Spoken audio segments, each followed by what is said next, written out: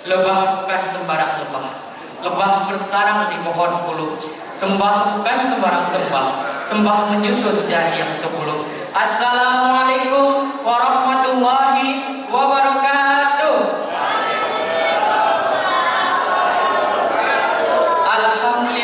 Alhamdulillah rabbil alamin. Wassalatu wassalamu ala asrofil anbiya wal mursalin wa ala alihi wa sahbihi rasulillahi ajmain. Amma ba'du. Jemaah salat tarawih Masjid Al Khairat Munawarah yang dirahmati oleh Allah Subhanahu wa taala. Puji syukur alhamdulillah berkah rahmat dan hidayahnya. Malam ini kita masih diberikan nikmat iman, nikmat Islam dan kesehatan sehingga bisa berkumpul kembali di masjid yang mulia ini, melanjutkan rangkaian ibadah di bulan Ramadan pada malam ke-17 Ramadan 1447 Hijriah. Salawat bersalah-salah senantiasa tercurahkan kepada junjungan kita Nabi besar Muhammad sallallahu alaihi wasallam beserta keluarga, sahabat dan pengikutnya hingga akhir zaman. Jemaah yang dimuliakan Allah Subhanahu wa taala, izinkan saya memperkenalkan diri. Saya Muhammad Rafi selaku pembawa acara pada malam hari ini. Marilah kita mulai acara pada malam hari ini dengan membacakan basmalah. Bismillahirrahmanirrahim. Selanjutnya ceramah singkat yang akan disampaikan kepada yang terhormat Al Ustaz Naufal Akram SAG dengan tema syukur sebagai rahasia kebahagiaan sejati. Bagi adik-adik mohon disimak dan dicatat ceramah yang disampaikan Ustaz, karena di akhir tausiah akan ada kuis berhadiah. Kepada Ustaz dipersilakan.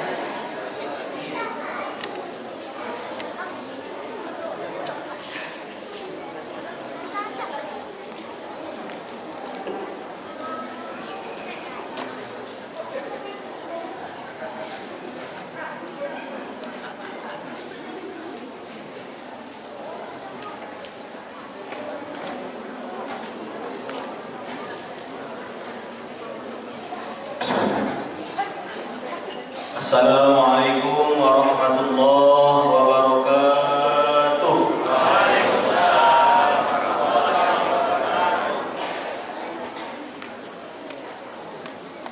Dari semua masjid ataupun tempat-tempat ibadah yang sudah kami kunjungi, alhamdulillah inilah masjid yang paling ramai jemaahnya Bapak Ibu.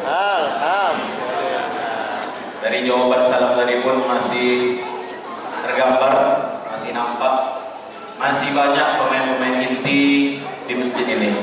Alhamdulillah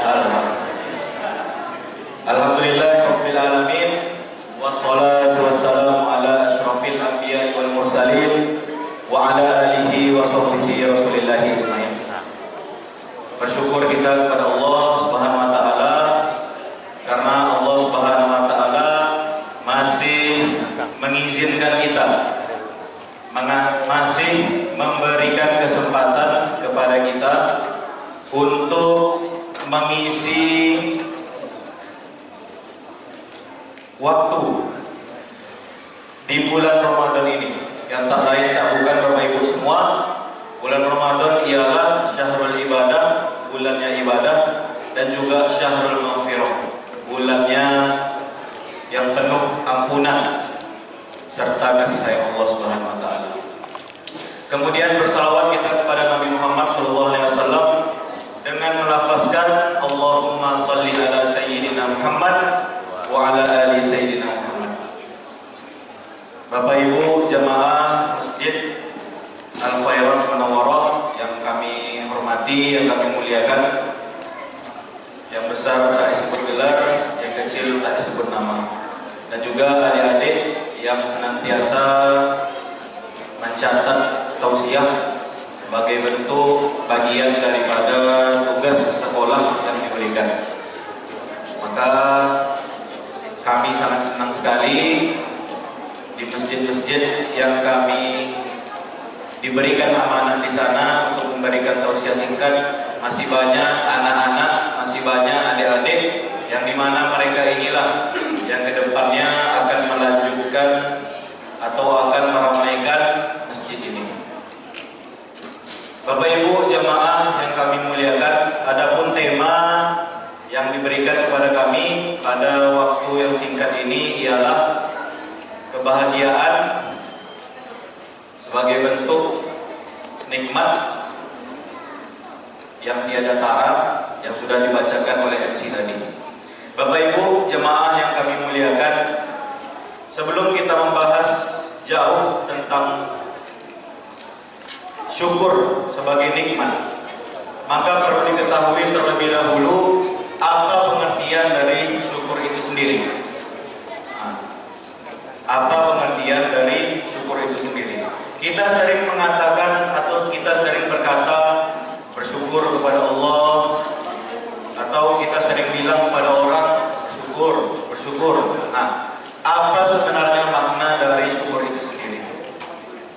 Syukur itu berasal dari bahasa Arab syakara yashkuru, syukur, yang berarti kalau secara bahasa ungkapan terima kasih atas nikmat yang Allah berikan kepada kita,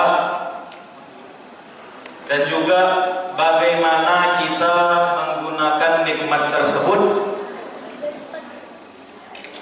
diperuntukkan sebagaimana yang Allah kehendaki atau yang Allah sukai.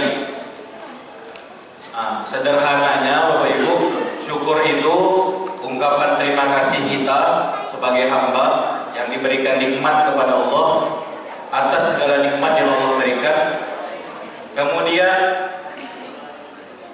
mengungkapkan rasa syukur tersebut, nikmat yang diberikan tadi, dengan melakukan segala hal yang Allah senangi atau yang Allah sukai.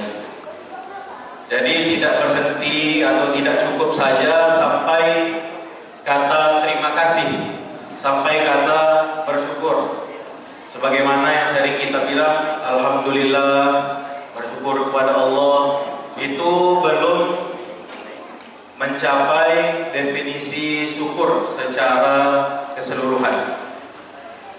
Jadi para ulama menjelaskan bahwasanya syukur itu tak cukup hanya di lisan, tapi juga perlu dibuktikan, ditunjukkan dengan yang namanya amal perbuatan, yang tak lain amal perbuatan tersebut ialah amal perbuatan yang Allah ridhoi, amal perbuatan yang Allah senangi. Itu definisi atau pengertian dari syukur. Maka dari syukur tersebut Bapak Ibu semua, kita akan merasakan nikmat yang begitu banyak yang telah Allah curahkan, yang telah Allah berikan kepada kita. Contoh, kita langsung contoh saja. Pada malam hari ini masih Allah izinkan kita melihat, masih Allah izinkan kita untuk bisa melihat atau menatap dunia ini Bapak Ibu.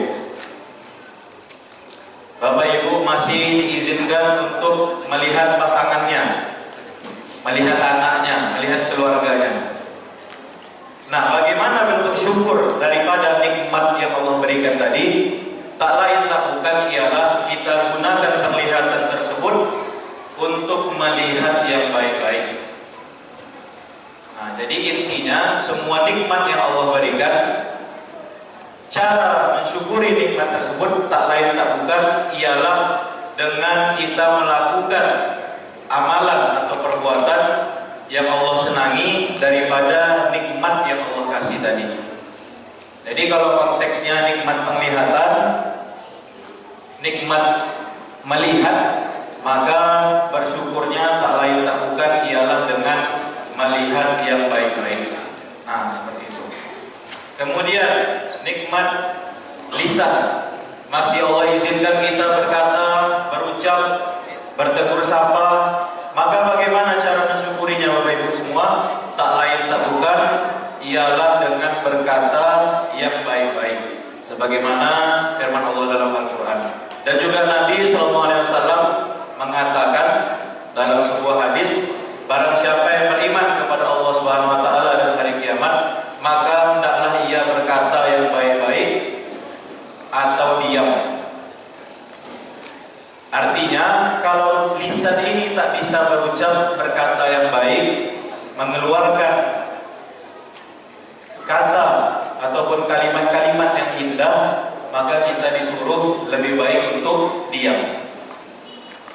Mengapa demikian? Itulah bentuk syukur kita terhadap nikmat Allah, khususnya nikmat lisan ini, yaitu dengan menjaga lisan, dengan berkata yang baik-baik atau diam. Maka Bapak Ibu semua, ini merupakan dasar daripada syukur itu sendiri.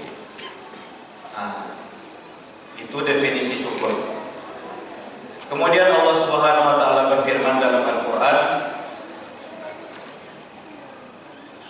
"La in syakartum la azidannakum wa la in kafartum inna adzabi lasyadid." Barang siapa yang mensyukuri nikmatku, sesiapa saja mensyukuri nikmatku, la azidannakum, maka akan aku tambah nikmat tersebut. Wa la in kafartum inna adzabi lasyadid. Dan barang siapa yang kufur melalaikan nikmat tersebut, maka sungguh azabku sangat pedih. Para ulama menjelaskan terkait ayat ini, jikalau ingin nikmat kita ditambah oleh Allah Subhanahu wa taala, maka hendaknya kita mensyukuri nikmat yang telah ada, yang telah Allah berikan kepada kita. Nah, ini dia poin utama yang perlu digarisbawahi.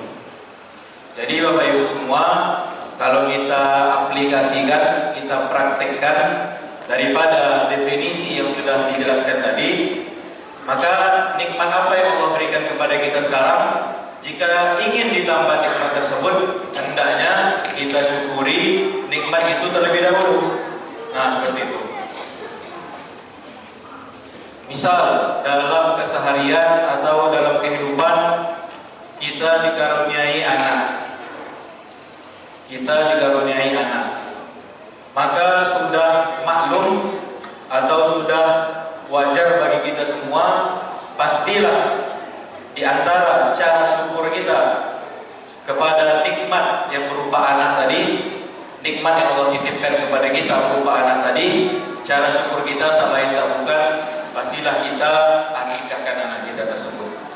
Maka akikah ataupun ibadah-ibadah lain, seperti ketika orang menikah, menyatukan dua insan, dan disunnahkan untuk mengadakan walimahan atau resepsi, itu merupakan tak lain tak bukan daripada bentuk syukur kita atas nikmat yang Allah berikan kepada kita.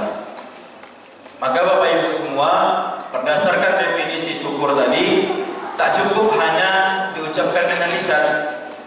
Kita sudah dikaruniai anak, kita sudah dikaruniai harta, tak cukup dengan kita mengatakan alhamdulillah.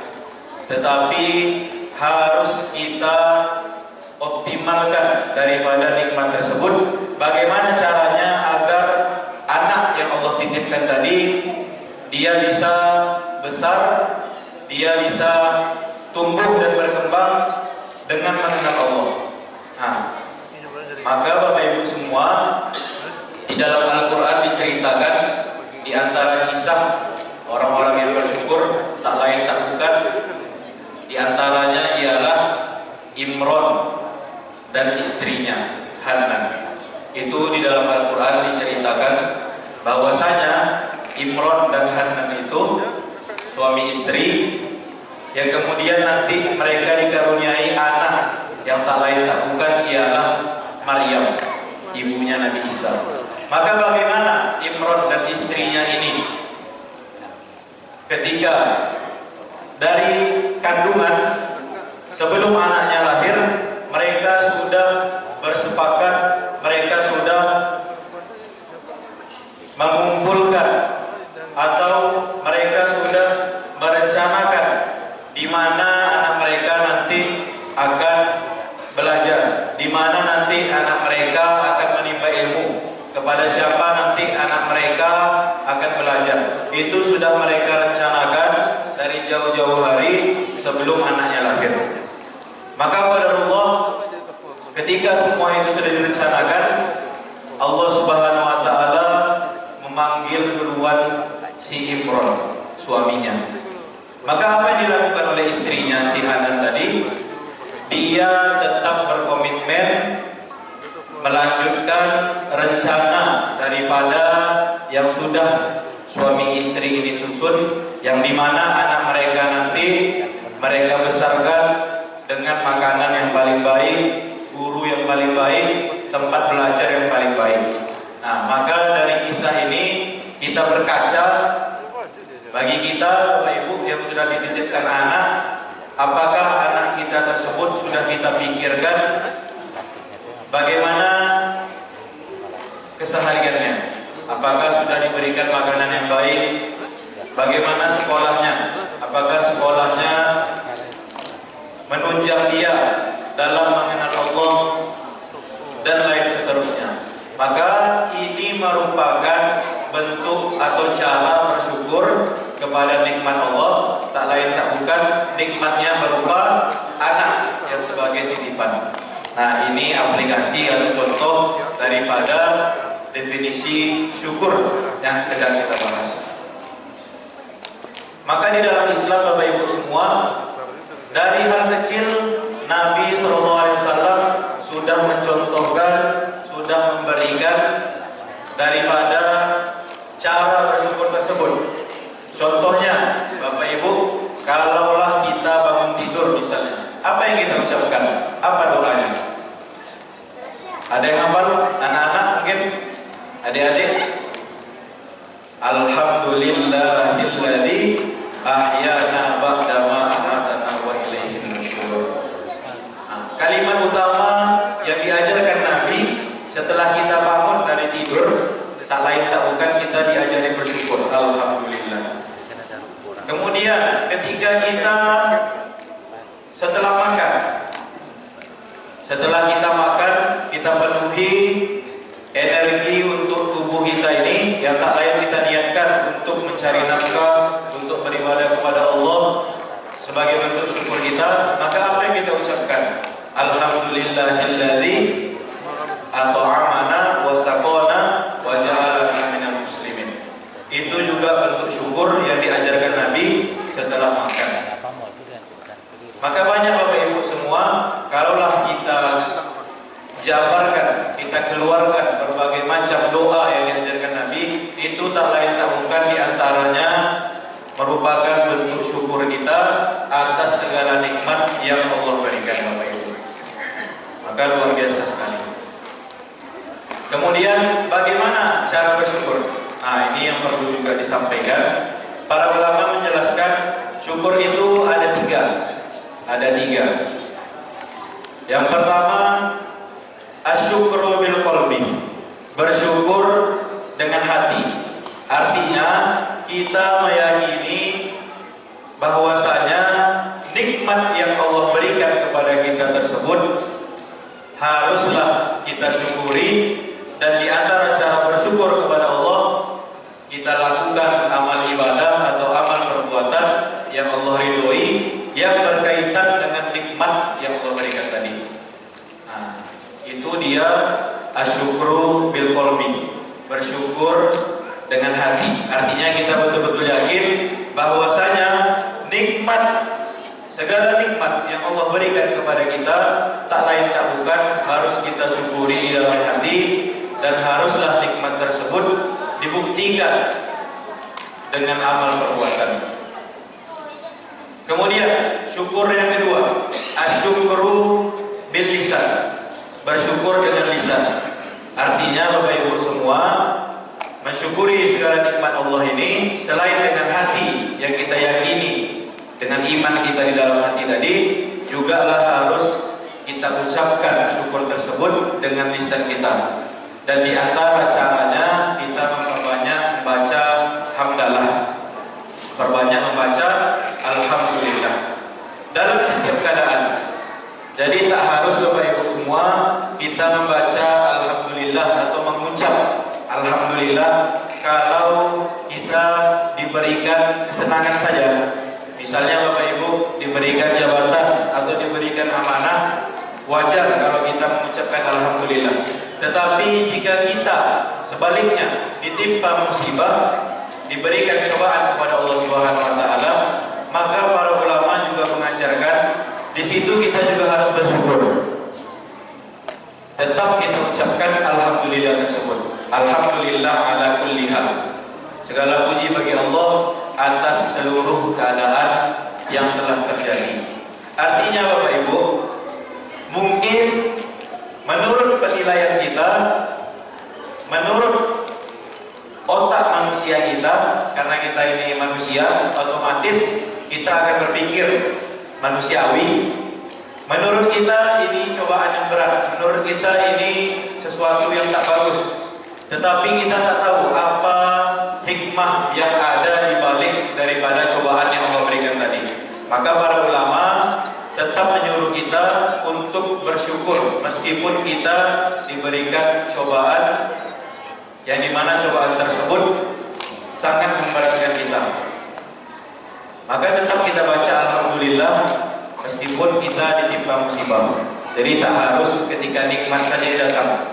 Meskipun keadaan terjepit, keadaan sulit, kita tetap diajarkan untuk bersyukur atas cobaan yang Allah berikan. Itu dia asyukru bil lisan. Kemudian yang ketiga Bapak Ibu, asyukru bil amal. Bersyukur dengan amal perbuatan. Nah, inilah dia yang betul-betul disebut dengan bersyukur itu. Karena tadi definisi bersyukur ialah tak lain tak bukan ungkapan terima kasih kita atas nikmat yang Allah berikan, yang dimana nikmat-nikmat tersebut kita peruntukkan sebagaimana yang Allah ridhoi, sebagaimana yang Allah senangi. Maka bersyukur dengan amal ini tak lain tak bukan Bapak Ibu. Misalnya ketika kita diberikan nikmat sehat, ketika kita diberikan nikmat waktu yang banyak, bagaimana cara mensyukurinya? Kita isilah waktu tersebut, kita gunakanlah kesehatan yang kita miliki tersebut untuk memperbanyak beramal ibadah kepada Allah Subhanahu wa taala. Maka terkhusus di bulan suci Ramadan ini, kita yang berada di dalam masjid ini seluruhnya, baik laki-laki, perempuan, tua, muda, kecil besar, semuanya kita wajib bersyukur. Terutama nikmat yang Allah berikan kepada kita malam hari ini, tak lain tak bukan masih Allah izinkan kita untuk menikmati malam-malam suci Ramadan. Bagaimana cara kita mensyukuri nikmat daripada umur, kesehatan, dan waktu di bulan yang mulia ini? Maka tak lain tak bukan Bapak Ibu semua, cara kita mensyukurinya ialah mengisi waktu-waktu Ramadan ini dengan berbagai amalan-amalan atau sunnah-sunnah yang sudah Rasulullah SAW contohkan kepada kita semua. Maka para ulama memberikan penjelasan setidaknya ada 3 amalan pokok di bulan suci Ramadan ini Bapak Ibu, yang dimana 3 amalan ini tak lepas daripada keutamaan Ramadan. Saya singkat saja karena tadi ada SMS dari pengurus bahwasanya nanti ada sesi kuis ya. Nah, langsung saja amalan pertama, amalan pokok di bulan suci Ramadan itu Bapak Ibu, memperbanyak atau meningkatkan sholat. Artinya di sini sholat sunnah kita perbanyak. Sholat wajib sudah kita kerjakan, insya Allah. Kemudian sholat-sholat sunnah kita perbanyak, kita keluarkan semua sholat sunnah yang ada di bulan suci Ramadan ini. Maka selain daripada sholat sunnah tarawih, ada sholat sunnah yang tak kalah penting yang harus kita perbanyak. Tak lain tak bukan ialah sholat sunnah rawatib Bapak Ibu. Para ulama menjelaskan di dalam kitab fikih, sholat rawatib yang jumlahnya 12 rakaat itu yang mengiringi sholat wajib 2 rakaat sebelum subuh, 4 rakaat sebelum zuhur, 2 rakaat setelah zuhur, 2 rakaat setelah maghrib, dan 2 rakaat setelah isya. Maka sholat rawatib yang 12 rakaat ini lebih afdol atau memiliki keutamaan yang lebih tinggi daripada sholat sunnah tarawih. Artinya sholat sunnah tarawih yang akan kita kerjakan ini tak lebih afdol daripada sholat rawatib yang jumlahnya 12 rakaat yang telah kami sebutkan tadi. Maka Bapak Ibu, kami mengingatkan setelah sholat Isya khususnya jangan lupa sholat sunnah ba'diyah dulu, karena itu sholat sunnah yang lebih afdol daripada sholat sunnah tarawih. Begitu penjelasan ulama di kitab-kitab fikih. Kedudukan keafdolan sholat sunnah rawatib lebih tinggi dari sholat sunnah tarawih. Kemudian amalan kedua, amalan pokok di bulan suci Ramadan, tak lain tak bukan ialah berinteraksi dengan Al-Quran. Berinteraksi itu tak hanya sekedar membaca saja, kita bisa juga membaca tafsirnya, penjelasannya, ataupun kajian-kajian yang membahas tentang penjelasan ayat suci Al-Quran. Itu juga termasuk berinteraksi dengan Al-Quran. Maka mari Bapak Ibu, kita berbanyak tilawah, tadarus, baca Quran, dan juga mendengarkan tafsir-tafsir ataupun penjelasan-penjelasan guru-guru kita, ustaz kita, terutama mengenai penjelasan ayat suci Al-Quran. Kemudian yang ketiga, Bapak Ibu, amalan pokok di bulan suci Ramadan ini ialah memperbanyak sedekah. Rasulullah SAW digambarkan dalam sebuah hadis, karena Nabi SAW ajwadan nas. Rasulullah SAW itu manusia atau orang yang paling dermawan. Wa ajwadu ma yakunu fi Ramadan.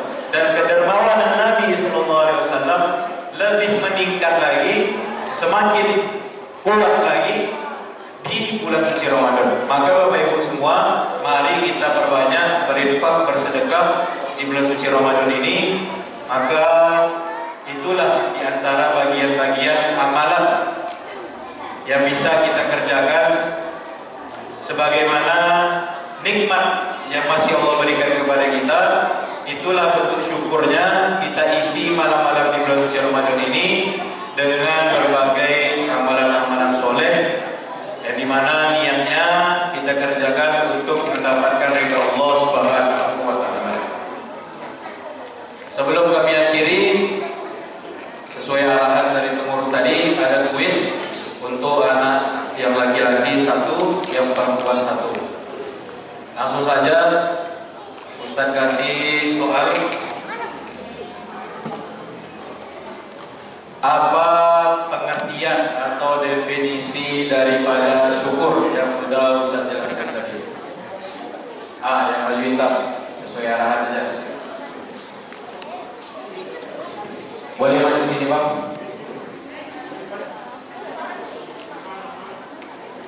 Oke, sebutkan nama, kasih jawaban. Nama saya Wilda.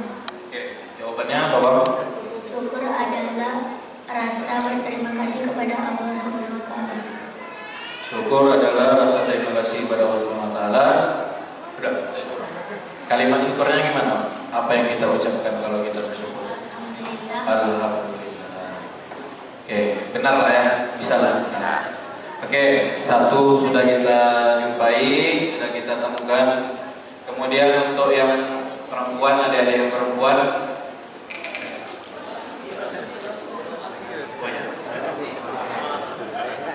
Silakan. Ya. Adik-adik yang perempuan yang belakang, soalnya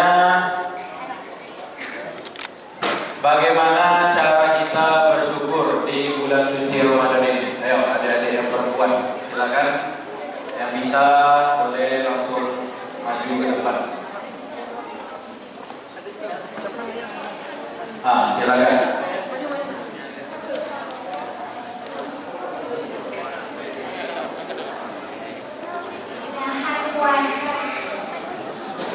Apa jawabannya? Menahan puasa. Apa lagi selain itu? Menahan puasa.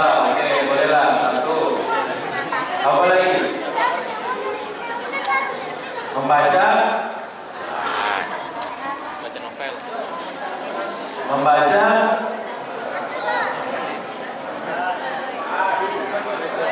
Membaca Quran. Oke. Apa lagi? Namanya siapa deh?